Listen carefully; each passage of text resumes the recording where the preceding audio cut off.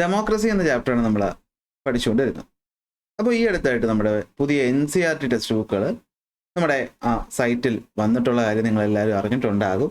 അറിഞ്ഞിട്ടില്ലെങ്കിൽ എന്ത് ചെയ്യുക, NCERT text book സൈറ്റിൽ പോയാൽ നിങ്ങൾക്ക് ഡൗൺലോഡ് ചെയ്തെടുക്കാവുന്നതാണ്. അപ്പോൾ ടെക്സ്റ്റ് ബുക്ക് കിട്ടാത്ത കുട്ടികൾക്ക് ഇനി എന്ത് ചെയ്യാം, ആ ടെക്സ്റ്റ് ബുക്കിൻ്റെ PDF യൂസ് ചെയ്യാം.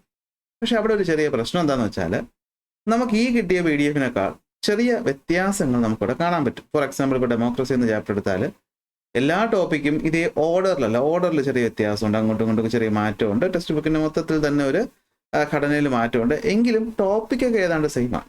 അപ്പോൾ എൻ്റെ ഒരു അറിവ് ശരിയാണെങ്കിൽ നിങ്ങളുടെ സ്കൂളിലൊക്കെ ഈ ടെക്സ്റ്റ് ബുക്ക് വെച്ചിട്ടായിരിക്കും എന്ത് ചെയ്തിട്ടുണ്ടാവുക, പഠിപ്പിച്ചിട്ടുണ്ടാവുക. സോ നിങ്ങളത് കമൻ്റായിട്ട് പറയുക, ഈ ടെക്സ്റ്റ് ബുക്ക് ആണോ പഠിപ്പിച്ചത്, അതോ ഇതിൽ നിന്ന് വേറൊരു കോപ്പിയും കൂടി നമ്മുടെ സർക്കുലേറ്റ് ചെയ്യുന്നതായിട്ട് ഞാൻ അറിഞ്ഞിട്ടുണ്ട്.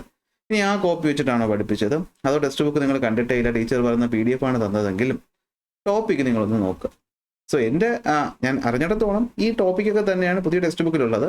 നിങ്ങളുടെ സ്കൂളിൽ പഠിപ്പിച്ചതും ഈ ടോപ്പിക്കൊക്കെ തന്നെയാണ്. അപ്പോൾ അതുകൊണ്ട് ഈ ഒന്നാമത്തെ ചാപ്റ്റർ നമുക്ക് എന്ത് ചെയ്യാം, അതായത് പൊളിറ്റിക്സിലെ ഒന്നാമത്തെ ചാപ്റ്ററായ ഡെമോക്രസി. ഓക്കെ, അപ്പോൾ ഈ ഒരു ചാപ്റ്റർ നമുക്ക് എന്ത് ചെയ്യാം, ആ ഒരു ഓർഡറിൽ തന്നെ ഫോളോ ചെയ്യാം. അപ്പോൾ ഒരു അവസാനത്തെ ക്ലാസ്സാണ് ഇന്നത്തെ ക്ലാസ്. നമ്മൾ ഇന്ന് പഠിക്കുന്നത് ചലഞ്ചസ് ടു ഡെമോക്രസി ഇൻ ഇന്ത്യയാണ്. അപ്പോൾ ഇന്ത്യൻ ഡെമോക്രസി നേരിടുന്ന ചലഞ്ചസ് ആണ്. അപ്പോൾ ഇതിന് മുന്നത്തെ പാർട്ട് നമ്മൾ അപ്ലോഡ് ചെയ്തിട്ടുണ്ട്. ഹിസ്റ്ററിയുടെയും ഒന്നാമത്തെ ചാപ്റ്റർ, അതുപോലെ ജോഗ്രഫിയുടെ ഒന്നാമത്തെ ചാപ്റ്റർ, പൊളിറ്റിക്സിൻ്റെ ഒന്നാമത്തെ ചാപ്റ്റർ, ഇതിന് പോരാതെ നമ്മുടെ എക്കണോമിക്സിൻ്റെ ഒന്നാമത്തെ ചാപ്റ്റർ ടെക്സ്റ്റ് ബുക്കിലെ 8ാമത്തെ ചാപ്റ്ററാണ്. പക്ഷേ അത് നമ്മൾ പുതിയ ടെക്സ്റ്റ് ബുക്ക് വെച്ചിട്ടാണ് അപ്ലോഡ് ചെയ്തിട്ടുള്ളത്. അപ്പോൾ ഇനി വരുന്ന സെക്കൻഡ് ചാപ്റ്റർ മുതൽ എന്തായിരിക്കും, നമ്മൾ പുതിയ NCERT ഓൺലൈൻ സൈറ്റിൽ വന്നിട്ടുള്ള NCERT ബേസ് ചെയ്തിട്ടുള്ള ക്ലാസ്സസ് ആയിരിക്കും പ്രൊവൈഡ് ചെയ്യുന്നത്. അപ്പോൾ നിങ്ങളുടെ സ്കൂളിൽ മറ്റെന്തെങ്കിലും കാര്യങ്ങൾ ഇതുമായിട്ട് ബന്ധപ്പെട്ട് പറഞ്ഞിട്ടുണ്ടെങ്കിൽ ഉറപ്പായിട്ട് നിങ്ങൾ എന്ത് ചെയ്യണം, ഇത് കമൻ്റ് ആയിട്ട് പറയണം. ഓക്കെ, എന്നാൽ നമുക്ക് അതിനനുസരിച്ചുള്ള ചേഞ്ചസ് വരുത്താനായിട്ട് പറ്റത്തുള്ളൂ. സോ എന്തായാലും വരാൻ പോകുന്ന നമുക്കൊരു മന്ത്ലി ടെസ്റ്റിനൊക്കെ ഏതാണ്ട് എല്ലാ വിഷയങ്ങളുടെയും ഒന്നാമത്തെ ചാപ്റ്ററേ ഉള്ളൂ. സയൻസിൽ മാറ്റമൊന്നുമില്ല, സോഷ്യൽ സയൻസിൽ മാത്രമാണ് ആ ഒരു ചെറിയ ചേഞ്ച് കണ്ടത്. ഓക്കെ, അപ്പോൾ നിങ്ങൾ എന്തെങ്കിലും കാര്യങ്ങളുണ്ടെങ്കിൽ ഒന്നുകിൽ ഈ മോളിൽ കാണുന്ന നമ്പറിൽ വാട്സാപ്പിൽ മെസ്സേജ് ആയിട്ട് അയക്കുക, അല്ലെങ്കിൽ എന്ത് ചെയ്യുക, കമൻ്റ് ആയിട്ട് പറയുക. നമുക്ക് അതനുസരിച്ചുള്ള മാറ്റങ്ങൾ വരുത്താം. അപ്പോൾ നമുക്ക് എന്ത് ചെയ്യാം, ക്ലാസ്സിലേക്ക് പോവാം. Challenges to democracy, Indian democracy നേരിടുന്ന പ്രധാനപ്പെട്ട ചലഞ്ചസ് എന്തൊക്കെയാണ്. അപ്പോൾ നമുക്കറിയാം, നമ്മുടെ ഇന്ത്യ എന്ന് പറഞ്ഞു കഴിഞ്ഞാൽ എന്താണ്, ലോകത്തിലെ ഏറ്റവും വലിയ ഡെമോക്രസിയുള്ള രാജ്യമാണ്. അപ്പോൾ നമ്മൾ നേരിടുന്ന ചലഞ്ചസ് എന്തൊക്കെയാണെന്ന് വെച്ചാൽ, ഒന്ന് സോഷ്യലും എക്കണോമിക്കലുമായിട്ടുള്ള ഇനിക്വാലിറ്റി, ആൾക്കാർക്കിടയിൽ ഉണ്ടാകുന്ന ഇല്ലിറ്ററസിയും ലാക്ക് ഓഫ് പൊളിറ്റിക്കൽ അവയർനെസ്സും, corruption and misuse of power, പോരാത്തതിന് കാസ്റ്റിസം, കമ്മ്യൂണലിസം, റീജിയണൽ ഡിവിഷൻസ്, അതുപോലെ ലിമിറ്റഡ് പാർട്ടിസിപ്പേഷൻ ബിയോണ്ട് ഇലക്ഷൻസ് ഒക്കെയാണ് എന്ത് നമ്മുടെ ഡെമോക്രസി നേരിടുന്ന പ്രധാനപ്പെട്ട ചലഞ്ചസ് എന്ന് പറയുന്നത്. അപ്പോൾ ഏതൊക്കെയാണ്, സോഷ്യൽ ആൻഡ് എക്കണോമിക് ഇനിക്വാലിറ്റി എന്ന് വെച്ചാൽ സാമൂഹികം മീൻസ് സൊസൈറ്റിയിൽ പല ക്ലാസസ് ഓഫ് ആൾക്കാരുണ്ട്. സിറ്റി താമസിക്കുന്നവരുണ്ട്, ഗ്രാമത്തിൽ താമസിക്കുന്നവരുണ്ട്, അവർ പല സ്റ്റാറ്റസ് മെയിൻറ്റെയിൻ ചെയ്യുന്നവരാണ്. ഈ പറയുന്ന ആൾക്കാരിൽ രാഷ്ട്രീയം എന്ന് പറയുന്ന പല രീതിയിലാണ് എന്ത് ചെയ്യുന്നത്, പ്രവർത്തിക്കുന്നത് അല്ലേ. നല്ല കാശുകാരുടെ കൺട്രോളിലാണ് രാഷ്ട്രീയം പോകുന്നത്. സാധാരണക്കാരൻ വിചാരിക്കും അവൻ്റെ കൺട്രോളിലാണ് പോകുന്നതെന്ന്, പക്ഷെ അങ്ങനെയല്ല. അപ്പോൾ ആ പറയുന്ന വ്യത്യാസം, അത് നമ്മളിൽ ഉണ്ടാക്കുന്ന ഇമ്പാക്റ്റ് ഒരു പ്രധാനപ്പെട്ട ചലഞ്ചാണ്. അതുകൊണ്ട് തന്നെ പലർക്കും രാഷ്ട്രീയത്തോടുള്ള താല്പര്യം തന്നെ ഇല്ലാണ്ടാകും, ഡെമോക്രസിയോടുള്ള താല്പര്യം തന്നെ ഇല്ലാണ്ടാകുന്നുണ്ട് അല്ലേ. മിഡിൽ ക്ലാസ്സുകാർക്ക് അവർക്കൊന്നും രാഷ്ട്രീയത്തിൽ പവർ ഇല്ല, എന്നാൽ കാശില്ല. സോ ദേ ആർ എന്താണ് ഇതിൻ്റെ സിസ്റ്റത്തിൻ്റെ കൂടെ അങ്ങ് പോകുന്നു എന്നൊക്കെ ഉള്ളൂ അല്ലേ. അപ്പോൾ ആ ഒരു കാര്യങ്ങളാണ് ഇവിടെ ഉദ്ദേശിക്കുന്നത്. പിന്നെ ഇല്ലിറ്ററസി, ഓരോന്നും നമുക്ക് വിശദമായിട്ട് നോക്കാം. അപ്പോൾ first social and economic inequality which limit equal participation. അപ്പോൾ സോഷ്യലും എക്കണോമിക്കുമായിട്ട് ആൾക്കാർ ഇൻഈക്വലാണ്. ഇന്ത്യയിൽ എല്ലാവരും സാമൂഹികവും സാമ്പത്തികമായിട്ട് ഒരുപോലെ അല്ല അല്ലേ. എല്ലാവരും ഒരുപോലെ ധനികരല്ല, എല്ലാവരും ഒരുപോലെ സൊസൈറ്റിയിൽ ഓരോ ലെവലിൽ നിൽക്കുന്നവരാണ്. അതുകൊണ്ട് തന്നെ എന്ത് പറ്റുമെന്ന് വെച്ച് കഴിഞ്ഞാൽ, ഈ പറഞ്ഞ ജാതി, മതം, അതുപോലെ ജെൻഡർ, അതുപോലെ ഇൻകം, ഇതൊക്കെ വെച്ചിട്ട് എന്താണ് വ്യത്യാസമുണ്ട്. അപ്പോൾ അതിൽ ഈ പാവപ്പെട്ട ആൾക്കാർ നമ്മുടെ ഈ പറയുന്ന എല്ലാ കാര്യങ്ങളിൽ നിന്നും മാറ്റി നിർത്താറുണ്ട് അല്ലേ. എഡ്യൂക്കേഷൻ്റെ കാര്യത്തിലായാലും ശരി തന്നെ, റിസോഴ്സുകൾ കൊടുക്കുന്ന കാര്യത്തിലായാലും ശരി തന്നെ, ഓപ്പർച്യൂണിറ്റീസ് ആയാലും ശരി തന്നെ, ചില ഗ്രൂപ്പുകൾ നമ്മൾ എന്ത് ചെയ്യാറുണ്ട്, മാർജിനലൈസ് ചെയ്യപ്പെടാറുണ്ട്, മാറ്റി നിർത്താറുണ്ട്. അപ്പോൾ ഈ പറയുന്ന ഡിസ്ക്രിമിനേഷൻ, പോവർട്ടിയൊക്കെ കാരണം പലർക്കും ഈ പറയുന്ന പൊളിറ്റിക്കൽ പ്രോസസ്സിൽ ഫുള്ളായിട്ട് പങ്കെടുക്കാൻ പറ്റത്തില്ല. ഞാനൊരു ഉദാഹരണം പറയാം. ഞാൻ കടുത്ത പട്ടിണിയിലാണ്, ഇലക്ഷൻ വരികയാണ്. സോ എനിക്ക് ഒരു പാർട്ടിക്കാരൻ വന്നിട്ട് പറയുകയാണ്, എനിക്ക് കുറച്ച് രൂപ തരാം, ആ പറഞ്ഞ ആൾക്ക് വോട്ട് ചെയ്യാൻ പറയുകയാണ്. പക്ഷെ എനിക്കറിയാം ഡെമോക്രാറ്റിക്കലി അത് തെറ്റാണ്, നല്ല നേതാവിനാണ് വോട്ട് ചെയ്യേണ്ടത്. പക്ഷെ എൻ്റെ സാഹചര്യം എന്താണ്, ബുദ്ധിമുട്ടാണ്, ഞാൻ പാവപ്പെട്ടിരുത്തനാണ്. അപ്പോൾ ഞാൻ എന്ത് ചെയ്യും, ഞാൻ വേണമെങ്കിൽ കാശ് വാങ്ങിയിട്ട് വോട്ട് ചെയ്തെന്ന് വരാം. അത് ഡെമോക്രസിയുടെ തെറ്റാണോ, വ്യക്തിയുടെ തെറ്റാണോ എന്ന് ചോദിച്ചാൽ ഞാൻ പറയും എന്താണ്, മുന്നേ ഉള്ള ഗവൺമെൻറ്റുകളുടെ തെറ്റാണ്. കാരണം നാട്ടിൽ ഒരാൾ പാവപ്പെട്ടവനായി ജീവിക്കാനുള്ള സാഹചര്യം ഒഴിവാക്കുക എന്നുള്ളത് ആരുടെ ജോലിയാണ്, ഗവൺമെൻറ്റിൻ്റെ ജോലിയാണ്. അവരത് ഫെയിലായി. സോ അതിലൂടെ എന്ത് പറ്റും, കാശുള്ളവൻ വീണ്ടും വീണ്ടും നേതാവാകും, which shows the failure of democracy. Democracy അവിടെ എന്ത് ചെയ്യുന്നില്ല, വർക്കാവുന്നില്ല. സോ ഈ ഇനിക്വാലിറ്റി വീക്ക്നെസ്സും ഡെമോക്രാറ്റിക് പ്രിൻസിപ്പിളിനെ എന്ത് ചെയ്യുന്നു, നെഗറ്റീവായിട്ട് ബാധിക്കുന്നു. അപ്പോൾ ഫസ്റ്റ് എന്താണ്, സോഷ്യൽ എക്കണോമിക്കലായിട്ടുള്ള ഇനിക്വാലിറ്റി അല്ലേ. നമ്മുടെ നാട്ടിൽ എല്ലാവർക്കും ഒരേ ഓപ്പർച്യൂണിറ്റീസ് അല്ല കിട്ടുന്നത്. Caste, class, gender, income base പ്രശ്നങ്ങൾ അല്ലെങ്കിൽ മാറ്റി നിർത്തലുകളുണ്ട്. അപ്പോൾ കുറേ ആൾക്കാർ മാർജിനലൈസ് ചെയ്യപ്പെടും. അവർക്ക് നേരെ വിദ്യാഭ്യാസം കിട്ടത്തില്ല, അവർക്ക് റിസോഴ്സുകൾ കിട്ടത്തില്ല, അവർക്ക് തൊഴിലവസരങ്ങൾ, എംപ്ലോയ്മെന്റ് ഓപ്പർച്യൂണിറ്റീസ് കിട്ടത്തില്ല, അവർക്ക് പൊളിറ്റിക്കലി പാർട്ടിസിപ്പേറ്റ് ചെയ്യാൻ പറ്റത്തില്ല. അപ്പോൾ എന്ത് പറ്റുമെന്ന് വെച്ചാൽ പൊളിറ്റിക്കൽ ഇനിക്വാലിറ്റി ഉണ്ടാകും. അത് ഡെമോക്രാറ്റിക് സിസ്റ്റത്തിന് എന്ത് ചെയ്യും? വീക്കാക്കും. രണ്ടാമത്തെ കാര്യമാണ് illiteracy and lack of political awareness. എന്താ പറയുന്നത്? നമ്മുടെ large section of the population lakhs proper education and political awareness. രാഷ്ട്രീയ ബോധമില്ലാന്നിരിക്കുക. അതുപോലെ വിദ്യാഭ്യാസത്തിന്റെ കുറവ്. പല സിറ്റിസൺസ് എന്താണ്, നമ്മുടെ അവകാശങ്ങൾ എന്താണ്, നമ്മുടെ ഡ്യൂട്ടീസ് എന്താണ്, ഈ പറയുന്ന ഡെമോക്രാറ്റിക് ഇൻസ്റ്റിറ്റ്യൂഷൻസിന്റെ ഫങ്ഷൻസ് എന്താണ് എന്നതിനെ പറ്റി വലിയ ധാരണയൊന്നുമില്ല. അപ്പൊ അതുകൊണ്ട് എന്ത് പറ്റും? ഫാൾസ് പ്രോമിസ്, മിസ് ഇൻഫർമേഷൻ അല്ലെങ്കിൽ പ്രഷർ ഒക്കെ കൊണ്ട് എന്ത് ചെയ്യും? അവര് നേരത്തെ ഞാൻ പറഞ്ഞതുപോലെ പലർക്കും പല രീതിയിലും മാറ്റിയും മറിച്ചും ഒക്കെ വോട്ട് ചെയ്യും. അല്ലെങ്കിൽ ഭീഷണിക്ക് വഴങ്ങിയിട്ട് അവരെന്ത് ചെയ്യും? വോട്ട് ചെയ്യും. പല നാടുകളിലും വലിയ വലിയ ആൾക്കാർ ഭീഷണിപ്പെടുത്തി കൊന്നുകളയെന്നൊക്കെ പറഞ്ഞിട്ടാണ് എന്ത് ചെയ്യുന്നത്? വോട്ട് ചെയ്യിപ്പിക്കുന്നത്. അവരവിടെ എന്ത് ചെയ്യുന്നുണ്ട്? ജയിക്കുന്നുണ്ട്. നമ്മുടെ നോർത്ത് ഇന്ത്യയിൽ പല സംസ്ഥാനത്തിലും നമുക്കത് കാണാനായിട്ട് പറ്റും. സൗത്ത് ഇന്ത്യയിലും അത്ര മോശമൊന്നുമല്ല, നമ്മളും അങ്ങനത്തെ തന്നെയാണ്, കണക്ക് തന്നെയാണ്. അങ്ങനെ എന്ത് പറ്റുമെന്ന് വെച്ച് കഴിഞ്ഞാൽ മീനിങ് ഫുൾ പാർട്ടിസിപ്പേഷൻ ഇല്ലാണ്ടാകും. അടുത്ത ഏറ്റവും വരുന്ന പ്രധാനപ്പെട്ട പ്രശ്നം നിങ്ങൾക്ക് എല്ലാവർക്കും അറിയാവുന്ന പ്രശ്നം corruption and misuse of power. അതിനു മുന്നേ എന്താണ്?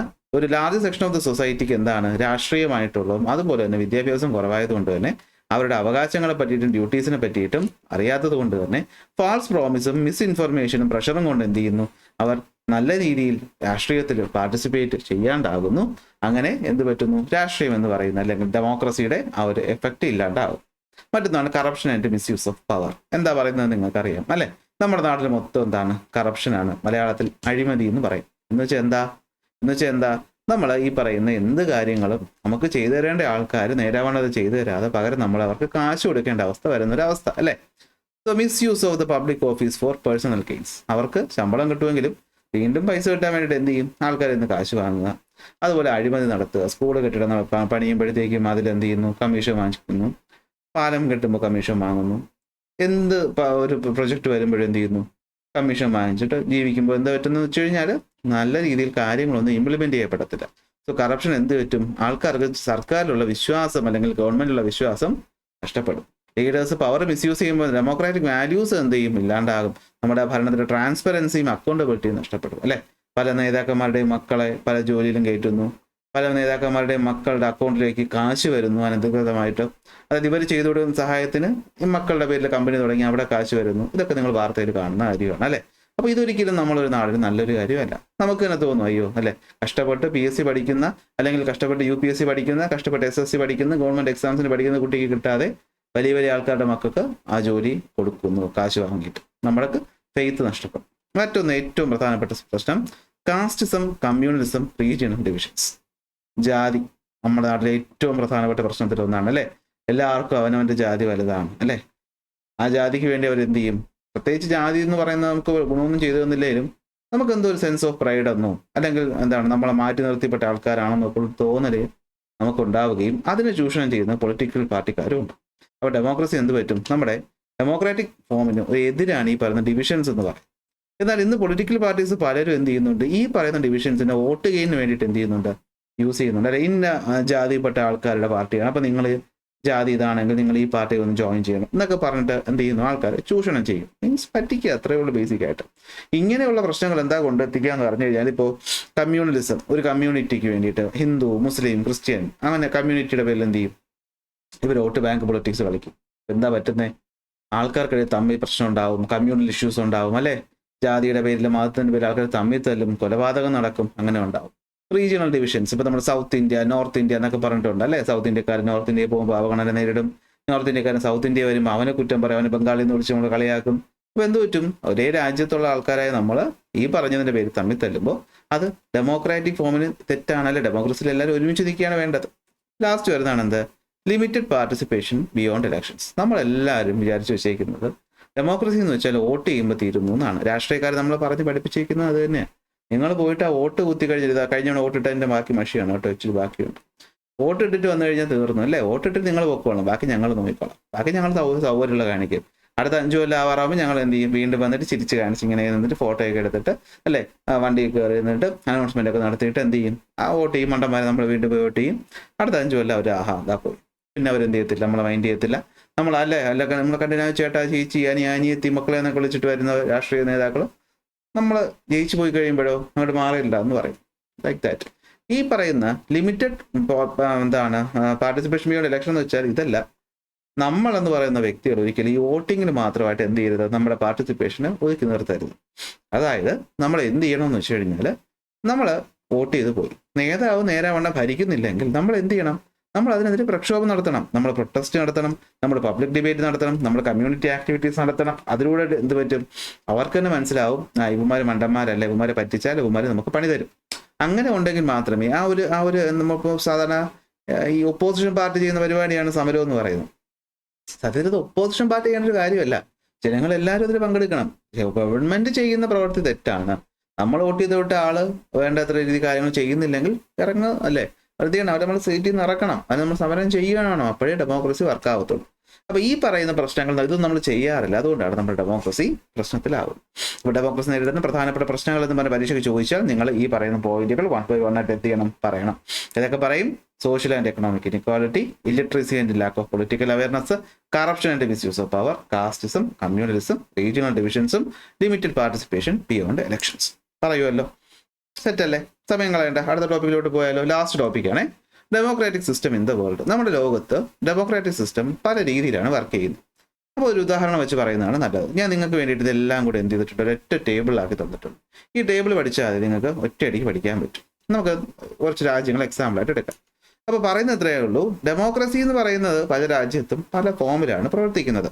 അപ്പോൾ ഓരോ രാജ്യവും ഈ ഡെമോക്രാറ്റിക് സിസ്റ്റം എന്ന് പറയുന്നത് അവരുടെ രാജ്യത്തിൻ്റെ ചരിത്രത്തെ അടിസ്ഥാനപ്പെടുത്തിയിട്ടാണ് എടുത്തിട്ടുള്ളത്. അതാണ് നമ്മളിവിടെ എന്ത് ചെയ്യുന്നത്, പറയുന്നത്. ഫോർ എക്സാമ്പിൾ, ഇപ്പോൾ നമ്മൾ നോക്കിയേ, ഒരു രാജ്യത്തിൻ്റെ ഹിസ്റ്റോറിക്കൽ ബാക്ക്ഗ്രൗണ്ട്, അതുപോലെ അവിടുത്തെ സോഷ്യൽ സ്ട്രക്ചർ, അവിടുത്തെ കോൺസ്റ്റിറ്റ്യൂഷൻ്റെ രീതി എങ്ങനെയാണ് എന്നതിനെ അടിസ്ഥാനപ്പെടുത്തി ഒരേ ഡെമോക്രസി പല രാജ്യത്തും പല രീതിയിലാണ്.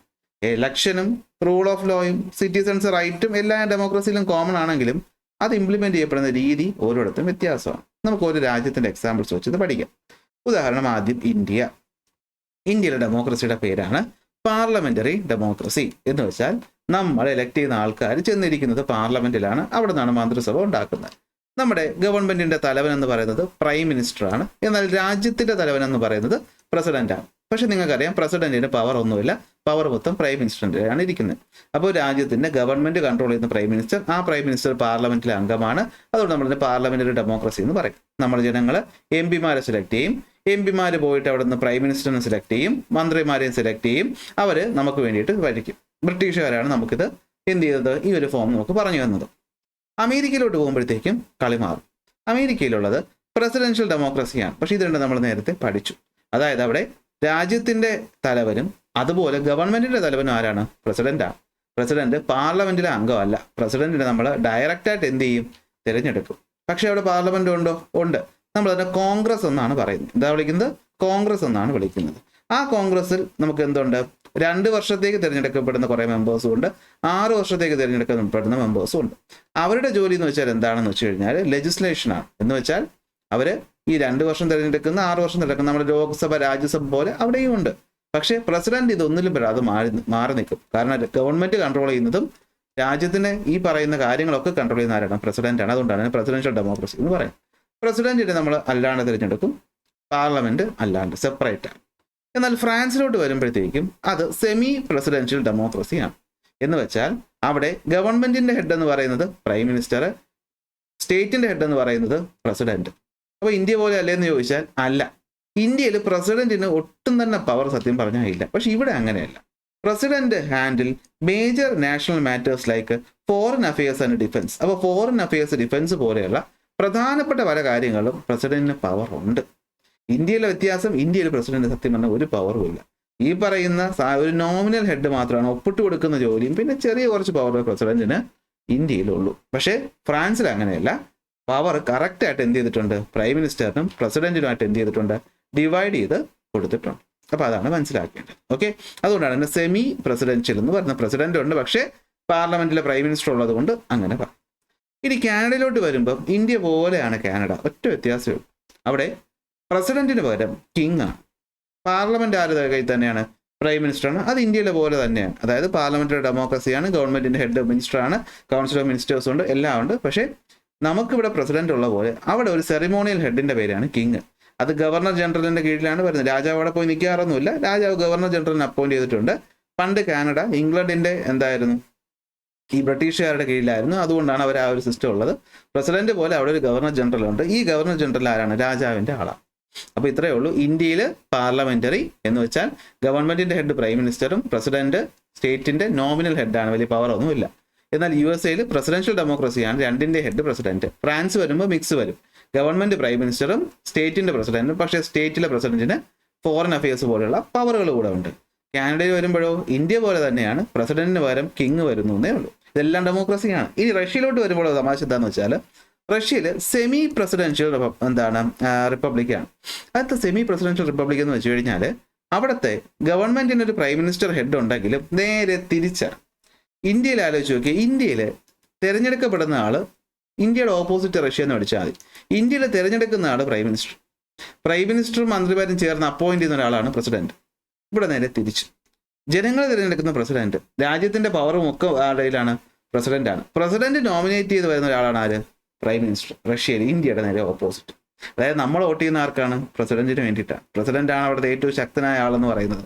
കോൺസ്റ്റിറ്റ്യൂഷൻ ഇലക്ഷൻ പ്രൊവൈഡ് ചെയ്യുന്നുണ്ടെങ്കിലും പവർ ഫുൾ ഇരിക്കുന്ന ആരുടെ കയ്യിലാണ്? പ്രസിഡന്റിന്റെ കയ്യിലാണ്. പ്രൈം മിനിസ്റ്ററിന് പ്രാക്ടിക്കലി കുറച്ച് പവേഴ്സ് മാത്രമേ ഉള്ളൂ. ഇന്ത്യയുടെ നേരെ ഓപ്പോസിറ്റ് ആണ് എന്ത്? റഷ്യ എന്ന് പറയുന്നത്. അപ്പോൾ ഓരോന്നായിട്ട് നോക്കാം. ഇന്ത്യ എന്താണ്? Parliamentary system. പ്രൈം മിനിസ്റ്റർ ആണ് ഗവൺമെന്റിന്റെ ഹെഡ്. സ്റ്റേറ്റ് ഹെഡ് ആരാണ്? പ്രസിഡന്റ് ആണ്.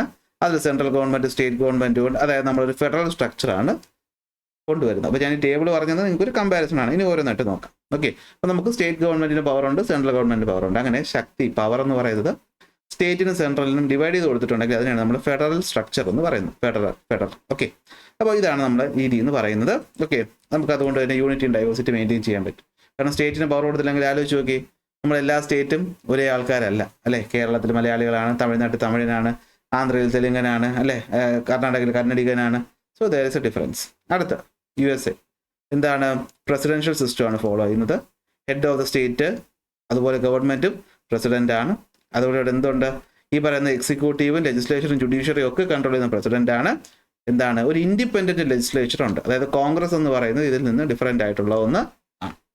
അടുത്ത് വരുന്ന ഫ്രാൻസിൽ സെമി പ്രസിഡൻഷ്യൽ ആണെന്ന് വെച്ചാൽ എന്താണ്?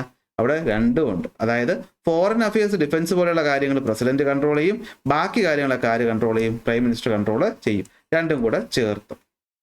നെക്സ്റ്റ് വരുന്നത് റഷ്യയാണ്. റഷ്യയിൽ കണ്ടോ എന്താണ്? ഫെഡറൽ ഡെമോക്രാറ്റിക് സിസ്റ്റം ആണ്. എന്ന് വെച്ചാൽ സ്റ്റേറ്റിന് പവർ ഉണ്ട്, പക്ഷേ എന്താണ്? സെൻട്രൽ ഗവൺമെന്റും റീജിയണൽ ഗവൺമെന്റും ഉണ്ട്, പക്ഷേ മെയിൻ പവർ ആർക്കാണ്? പ്രസിഡന്റാണ്. വ്ളാഡിമിർ പുടിൻ പ്രസിഡന്റ് അല്ലെ. നമ്മൾ റഷ്യ എന്ന് പറഞ്ഞാൽ റഷ്യൻ പ്രസിഡന്റിനെ പറ്റിയേ കേൾക്കത്തുള്ളൂ. അമേരിക്ക എന്ന് പറഞ്ഞാൽ അമേരിക്കൻ പ്രസിഡന്റിനെ കേൾക്കത്തുള്ളൂ. എന്നാൽ ഇന്ത്യയിൽ പ്രൈം മിനിസ്റ്ററിനെ പറ്റിയിട്ടാണ് നമ്മൾ എന്ത് ചെയ്യുന്നത്? പറയുന്നത്. ഫ്രാൻസിലും എന്താണ്? പ്രൈം മിനിസ്റ്ററാണ് പ്രസിഡന്റിനേക്കാളും കൂടുതൽ പറയുന്നത്. രണ്ടും ഉണ്ടെങ്കിലും. ഓക്കെ, ഇലക്ഷൻസ് റെഗുലറായിട്ട് നടക്കുന്നുണ്ട്. നമ്മൾ എന്താണ്? നിങ്ങളിങ്ങനെ മനസ്സിലാക്കിയാൽ മതി. ഇന്ത്യയുടെ ഓപ്പോസിറ്റ്. ഇന്ത്യയിൽ നമ്മൾ പ്രൈം മിനിസ്റ്ററിനെ ചൂസ് ചെയ്തിട്ട് പ്രൈം മിനിസ്റ്റർ പ്രസിഡന്റ് അപ്പോയിന്റ് ചെയ്യും. ഇവിടെ പ്രസിഡന്റിനെ ചൂസ് ചെയ്ത് പ്രസിഡന്റ് എന്ത് ചെയ്യും? പ്രൈം മിനിസ്റ്ററിനെ മന്ത്രിമാരെ അപ്പോയിന്റ് ചെയ്യും. പ്രസിഡന്റ് ആണ് പവർഫുൾ ആളെന്ന് പറയുന്നത്. കാനഡയിലാണെങ്കിൽ എന്താണ്? കാനഡയിൽ വരുന്നതാണ് പാർലമെന്ററി ഡെമോക്രസി. പക്ഷെ എന്തുണ്ട്? ഒരു കോൺസ്റ്റിറ്റ്യൂഷണൽ മൊണാർക്കി ഉണ്ട്. പ്രസിഡന്റ് പോലെ പേരിന് ഒരുത്തിന് വെച്ചിട്ടുണ്ട്. അതാണ് ആര്? Governor general. ഈ ഗവർണർ ജനറൽ ആരുടെ റെപ്രസെന്റേറ്റീവ് ആണ്? രാജാവിന്റെ റെപ്രസെന്റേറ്റീവ് ആണ്. ആ രാജാവ് എവിടത്തെയാണ്? ഇംഗ്ലണ്ടിലെ രാജാവാണ്. അപ്പോൾ ഹെഡ് ഓഫ് ദ ഗവൺമെന്റ് എന്ന് വെച്ചാൽ മെയിൻ എല്ലാം പ്രൈം മിനിസ്റ്റർ തന്നെയാണ്. എന്നാൽ എന്താണ്? പാർലമെന്റിനാണ് പ്രൈം മിനിസ്റ്റർ അക്കൗണ്ടബിൾ. ഒരു മൊണാർക്കി ഉള്ളത് എന്തിനു വേണ്ടിയിട്ടാണ്? സെറിമോണിയൽ ഹെഡ് മാത്രമാണ്. ഓക്കെ, പണ്ടത്തെ ഒരു ഓർമ്മയ്ക്ക് വേണ്ടി വെച്ചേക്കുന്നത്. ഇത്രയേ ഉള്ളൂ. ഇതാണ് എന്താ നമ്മുടെ ഈ പറയുന്ന സിസ്റ്റം എന്ന് പറയുന്നത്. ഇത്രയും പറയുമ്പോൾ നമ്മുടെ ഈ ചാപ്റ്റർ കംപ്ലീറ്റ് ആയി. ഞാൻ പറഞ്ഞല്ലോ, ചില ടോപ്പിക്സ് അങ്ങോട്ടും ഇങ്ങോട്ടൊക്കെ മാറിയിട്ടുണ്ടാകും. നിങ്ങൾ പുതിയ ടെസ്റ്റ് നോക്കുമ്പോൾ നിങ്ങളുടെ സ്കൂൾ നോട്ടിൽ ഇതാണോ അല്ലെങ്കിൽ എന്തെങ്കിലും വ്യത്യാസമുണ്ടോ, ഏതെങ്കിലും ടോപ്പിക് ആഡ് ചെയ്യാനുണ്ടെങ്കിലൊക്കെ എന്ത് ചെയ്യുക? പറഞ്ഞാൽ മതി, നമുക്കത് ചെറിയ ക്ലാസ് ആയിട്ട് കൊടുക്കാം. അപ്പോൾ ഇന്ന് ഇത്രയേ ഉള്ളൂ. ക്ലാസ് ഇഷ്ടപ്പെട്ട ലൈക്ക് ചെയ്യുക, ഷെയർ, സബ്സ്ക്രൈബ് ചെയ്യുക. നോട്ട് ഉടനെ തന്നെ ടെലഗ്രാമിൽ അപ്ലോഡ് ചെയ്യുന്നതായിരിക്കും, അവിടെ നിന്ന് ഡൗൺലോഡ് ചെയ്യുക. അപ്പോൾ അടുത്ത ക്ലാസ്സിൽ അടുത്ത ടോപ്പിക്കുമായിട്ട് കാണാം.